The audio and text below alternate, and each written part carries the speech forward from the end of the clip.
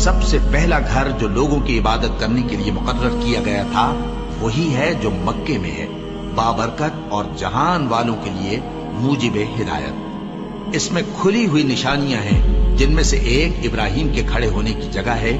جو شخص اس مبارک گھر میں داخل ہوا اس نے امن پا لیا، اور لوگوں پر اللہ کا حق یعنی فرض ہے کہ جو اس گھر تک جانے کا مقدور رکھے وہ اس کا حج کرے، اور جو اس حکم کی تعمیل نہ کرے گا تو اللہ بھی اہل عالم سے بے نیاز ہے۔ اور جب ہم نے خانہ کعبہ کو لوگوں کے لیے جمع ہونے اور امن پانے کی جگہ مقرر کیا اور حکم دیا کہ جس مقام پر ابراہیم کھڑے ہوتے تھے اس کو نماز کی جگہ بنا لو، اور ابراہیم اور اسماعیل کو حکم بھیجا کہ طواف کرنے والوں اور اعتکاف کرنے والوں اور رکوع کرنے والوں اور سجدہ کرنے والوں کے لیے میرے گھر کو پاک صاف رکھا کرو۔ بے شک کوہ صفا اور مروہ اللہ کی نشانیوں میں سے ہیں، تو جو شخص خانہ کعبہ کا حج یا عمرہ کرے اس پر کچھ گناہ نہیں کہ دونوں کے درمیان چکر لگائے، بلکہ یہ ایک نیک کام ہے، اور جو کوئی نیک کام کرے تو اللہ قدردان ہے، دانا ہے۔ اور اللہ کی خوشنودی کے لیے حج اور عمرے کو پورا کرو، اور اگر راستے میں روک لیے جاؤ تو جیسی قربانی میسر ہو کر دو، اور جب تک قربانی اپنے مقام پر نہ پہنچ جائے سر نہ منڈاؤ۔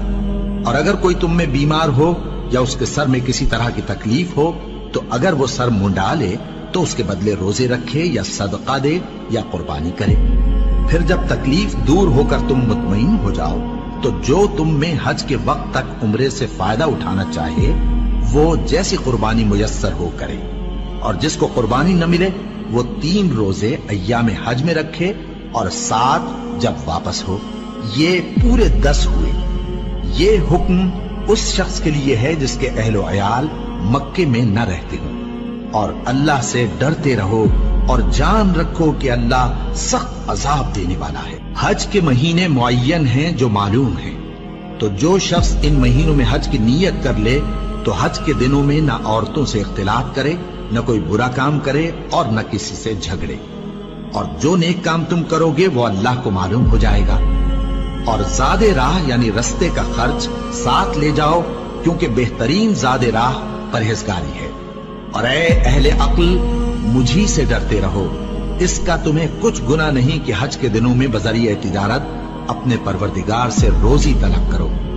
اور جب عرفات سے واپس ہونے لگو تو مشعر حرام یعنی مزدلفہ میں اللہ کا ذکر کرو، اور اس طرح ذکر کرو جس طرح اس نے تم کو سکھایا، اور اس سے پیشتر تم لوگ ان طریقوں سے محض ناواقف تھے۔ پھر جہاں سے اور لوگ واپس ہوں وہیں سے تم بھی واپس ہو، اور اللہ سے بخشش مانگو،